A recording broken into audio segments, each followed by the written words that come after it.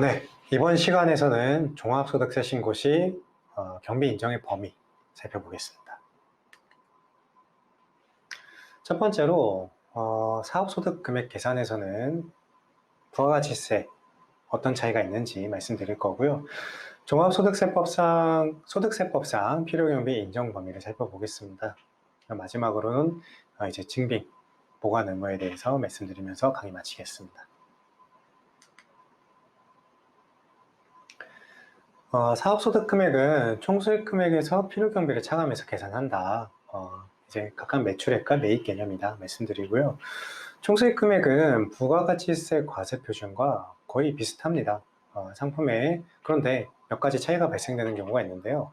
상품의 인도일 전에 돈을 먼저 받아서 이태세금계산서 발급을 했는데 연도가 바뀌었거나, 혹은 직수출했을 때 선적 시기는 12월 말인데 인코텀즈 조건상 인도 시기는 또 다음 연도다.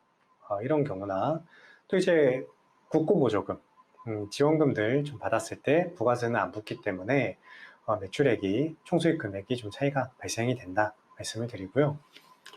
그 필요경비는 부가세보다 좀 더 넓은 범위가 마찬가지로 인정을 하는데요. 저희 우선 총수익 금액과 대응이 되면서 종합소득세법상 별도로 부인하는 것들을 제외하고는 경비 처리가 됩니다.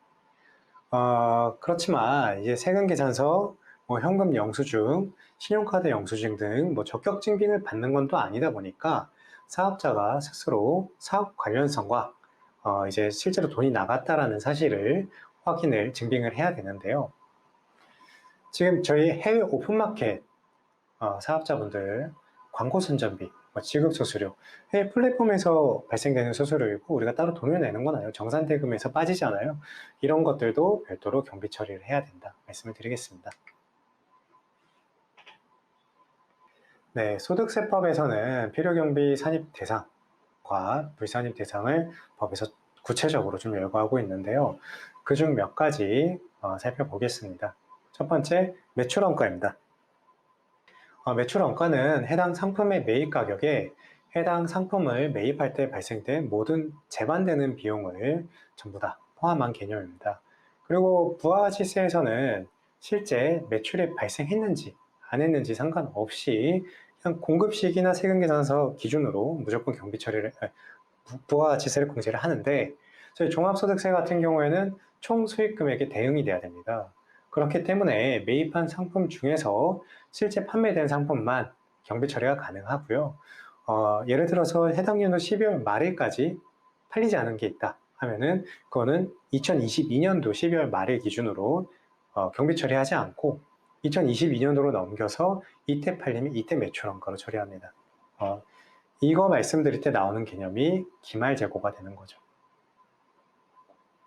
그리고 판매한 상품이나 제품의 보관료, 포장비, 운반비 이런 것들 당연히 가능하겠죠. 세 번째로 종업원급여입니다. 사업자의 배우자, 부양가족 되고요. 실제 이랬으면 가능합니다. 그리고 대표자 본인 급여는 안 됩니다. 공동사업자인 경우에도 대표자는 무조건 안 되고요. 근데 법인 같은 경우에는 법인이랑 대표자랑 인격체를 달리하고 있기 때문에 그때는 급여가 경비 처리가 가능합니다.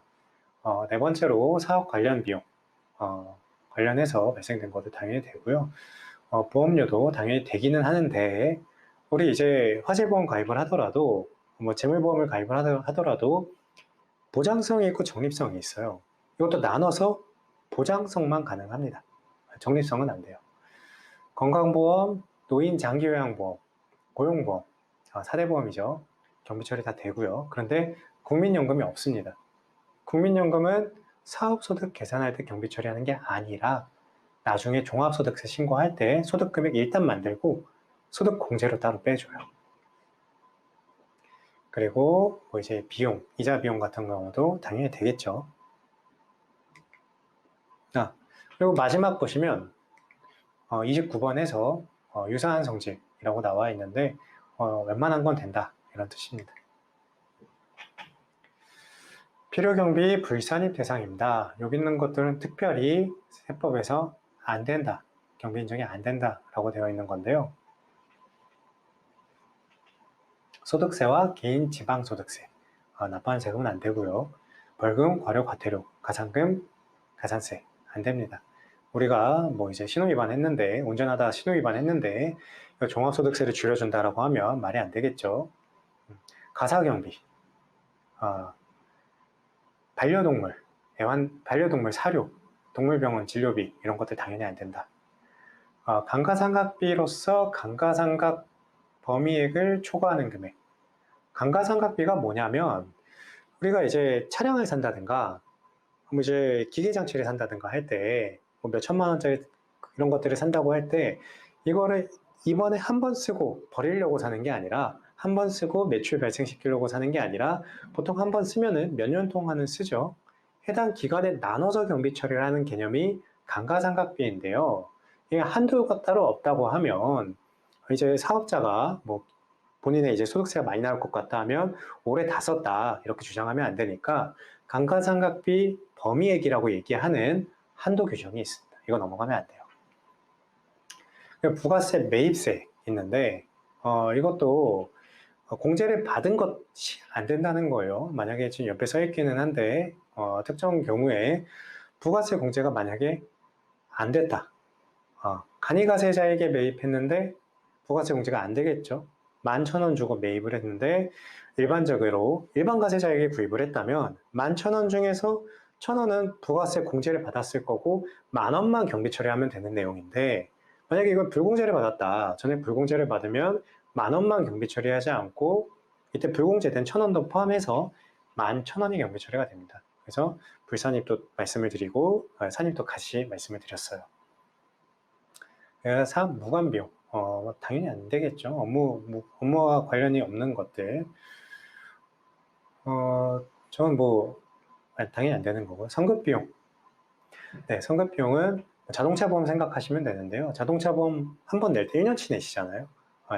해당 기간으로 끊어서 해당 기간을 경과하는 내년도에 대한 보험료는 12월 말 기준으로 경비 처리하지 않고 선급비용이라고 됩니다. 그리고 이 종합소득세 신고를 할 때 경비로 인정이 되면 인정이 되고 뭐 1년 있다 끝나는 게 아니라 최소 5년 동안에는 증빙을 좀 보관하셔야 되세요. 보관을 안 하시면 뭐 무기장 가산세나 다른 여러 가지 가산세가 될 수도 있다 말씀드리고요. 뭐 어떤 증빙 보관해야 되냐면 당연히 뭐 세금계산서, 계산서, 신용카드 영수증, 현금 영수증, 적격 증빙이 있어야 되는 거고요. 이것들을 수취하고 보관해야 되는 거고 홈택스에 등록된 사업용 신용카드는 괜찮습니다. 그리고 카드 같은 경우에도 카드사에서 월별 이용대금 명세서 받아놓으면 이것도 인정을 해줘요. 적격증빙 수취 제외 대상 거래가 있는데 이거는 못 받는 것들이에요. 세금계산서 같은 것들을. 일단 3만 원 이하는 너무 소액이니까 있는 거고 중요성 기준에서 저희한테 해당되는 것만 해외 국외에서 제공받은 저희한테 해당되는 것만 말씀을 드리면 6번에 국외에서 공급받은 재화 또는 용역이 있습니다.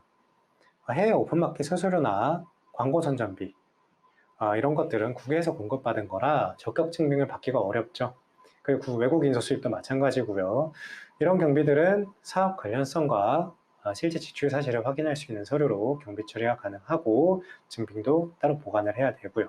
그리고 관련된 서류들은 관련된 경비들은 영수증 수취명세서라는 별도의 서식을 작성해서 종합소득세 신고할 때 제출을 해야 됩니다. 가산세가 있습니다. 방금 말씀드린 명세율 수취명세서 이거 제출 안 하시거나 내용 확인 안 된다. 상대방 확인 안 되고 금액 틀리다. 그러면 1% 가산세가 있고요. 그리고 적격 증빙을 받아야 되는데 안 받은 거래가 있다. 라고 하면 2% 가산세가 있습니다. 또 이게 적격 증빙 받았는데 내용 틀리고 이걸로 경비 처리해도 2%가 있고요. 근데 이런 증빙 보관 의무가 사실상 이제 사업을 갓 시작하는 사업자나 또는 정말 영세하게 사업을 하시는 분들은 이런 것들 관리하는 것도 어렵기 때문에 소규모 사업자분들은 가산세가 제외됩니다. 신규 사업자 직전연도 기준 4,800만 원 기준 사업자 제외가 되고요. 그리고 끝으로 그 소규모 사업자분들은 뭐 지금 4,800 기준은 아니고 정말 소규모 사업자분들은 장부를 작성할 수 있는 기준 능력이 또 없기 때문에 추계라는 제도를 별도로 만들어서 이제 국가가 세금 신고할 때 여러 가지 좀 배려를 해주고 있는 게 있는데요. 다음 시간에는 추계 그리고 소득금액 계산 방법 말씀드리겠습니다. 감사합니다.